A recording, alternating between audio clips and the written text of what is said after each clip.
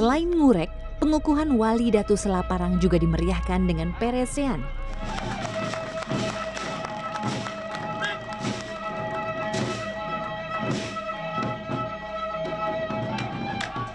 Warga pun berbondong-bondong menyaksikan tradisi ini. Pada zaman kerajaan kuno, peresean dimanfaatkan sebagai strategi pertarungan saat perang.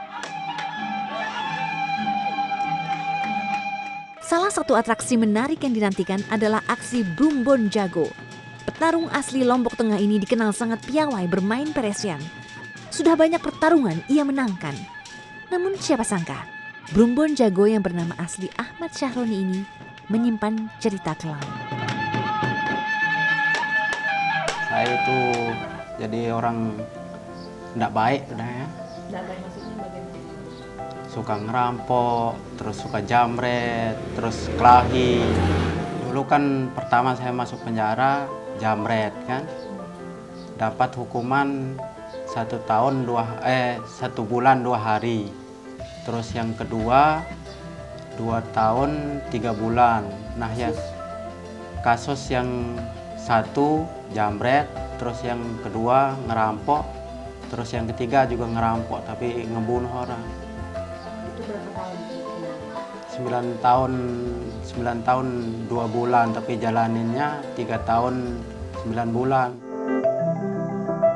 Tak mau larut dalam dosa, Ahmad Syahroni pun bertobat dan mengabdikan diri pada pelestarian adat. Ia menemukan jalan kebaikan dalam seni peresean. Sikap kesatria ia pupuk sedikit demi sedikit. Dan peresean ia gunakan sebagai medium pembelajaran untuk mengontrol emosi.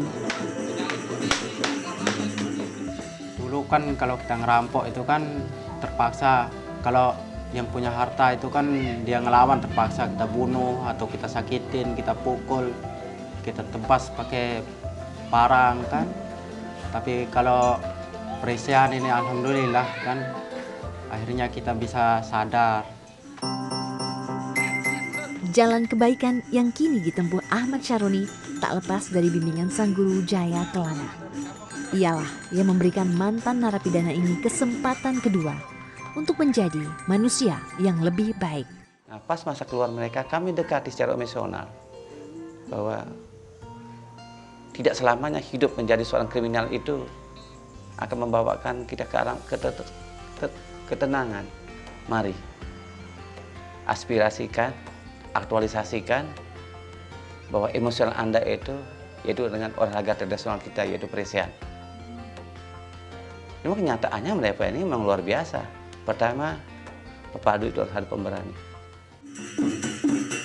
Peresean memiliki peraturan yang harus diikuti seluruh pepadunya. Dimulai dari penggunaan pakaian. Perlengkapan seorang pepadu itu adanya bebet. Bebet itu seperti ikat pinggang, ya. Tujuannya itu untuk menopang supaya sarung itu kuat istilahnya, ataupun tempat ditaruh azimat bebadongnya lah, ya.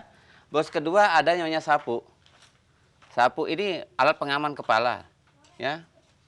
Nah, sebelum pepadu melakukan atraksi pereseannya, juri itu bertugas untuk membagikan rotan.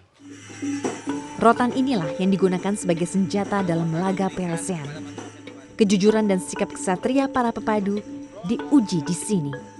Di sini kita kedepankan namanya keterbukaan, ya. Rotan diberikan oleh juri, dilempar ke tengah, ya. Nah, masing-masing pekebar mengambil rotannya. Nah, supaya kita istilahnya memilih rotan bahwa kita dari panitia itu tidak pernah ada namanya kecurangan. Kita betul-betul terbuka. Terus selanjutnya pekebar itu akan membelikan rotan dengan perisinya ke pepadu. Disinilah intinya. Kata-kata peresean itu asal kata perisian, pengisian. Apa yang diisi kekuatan, mental, spiritual, dan sebagainya. Yaitu dengan membaca-baca, dengan memohon ridha Allah, mudah-mudahan dalam kita melaksanakan pertandingan ini tidak ada halangan apapun. Peresean berdasar pada 3 filosofi. Pertama, wiraga, yaitu memiliki raga yang sehat dan kuat. Kekuatan pepadu juga harus selaras dengan irama musik gamelan yang mengiringi selama pertarungan, sehingga pepadu harus memiliki wirama. Seluruh pepadu bahkan diwajibkan berlatih memainkan alat musik agar mereka dapat menjiwai irama bahkan saat tidak bertarung. Dan di akhir permainan, pepadu harus mampu menunjukkan wirasa. Olahraga tradisional Peresian ini kita kesampingkan namanya kekerasan. Karena di situ ada namanya wirasa. Seorang pepadu sejati tidak pernah akan memukul musuhnya apabila musuhnya sudah jatuh. Pemenang Peresian ditentukan oleh luka yang diderita pepadu yang kalah. Kalau hanya keluar darah di tangan tidak dihitung kalah. Ya hitung kalah itu apabila bocor. Yang dikatakan bocor itu apabila keluar darah di atas pundak dan menetes, baru dikatakan kalah. Ini masih bisa melanjutkan pertandingan. Puluhan pemuda dengan beragam kisah masa lalu telah dididik Jaya untuk menjadi pepadu. Kan dulu kalau kita ngerampok kan cepat kita dapat duit. Sekarang kita mau habiskan, besok dapat lagi. Sekarang dapat 2 juta, 8 juta kan kita pergi ke kafe, habis, besok kita dapat lagi. Tapi kalau Peresian ini kan kita kena, kadang-kadang kita bocor kan sampai dijahit kan. Nah terus saya mikir kayak gitu, kalau saya habiskan hasil Peresian ini, saya bilang kan ya mungkin tidak ada tempat kita untuk melihat bekas kita untuk dipukul. Saya beli apa-apa, kulkas, spring bed, TV, apa itu kan kenang-kenangan lah Mbak.